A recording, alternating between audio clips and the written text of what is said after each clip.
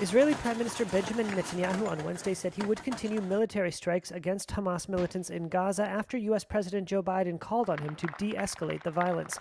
A White House spokesperson said Biden told Netanyahu in a phone call that he expected a significant de-escalation today on the path to a ceasefire, Biden's strongest words yet on the need to end the fighting. But shortly after the White House's remarks, Netanyahu released a statement that, quote, "I am determined to continue this operation until its objective is achieved."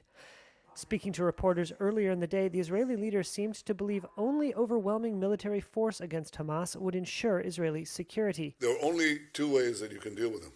You can either conquer them, and that's always an open possibility, or you can deter them. And we are engaged right now in forceful deterrence, but I have to say, we don't rule out anything. Palestinian medical officials said 219 people have been killed in 10 days of aerial bombardments.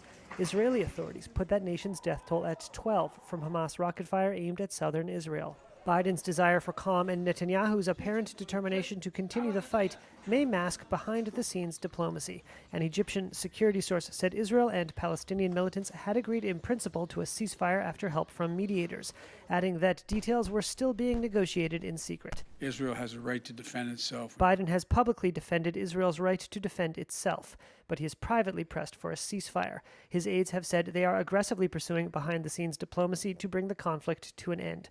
That is not enough for some Democrats who want him to take a more active and public role.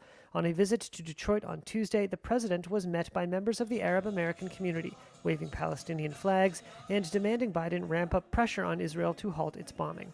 In a nod to the Palestinians' plight, Biden acknowledged U.S. Representative Rashida Tlaib, who has relatives living under Israeli occupation. I admire your concern for so many other people, and it's from my heart. I pray that your grandmom and family are well. I promise you I'm going to do everything to see that they are on the West Bank.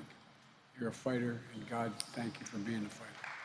According to a Tlaib ally, the congresswoman told the president, quote, "Palestinian human rights are not a bargaining chip and must be protected, not negotiated."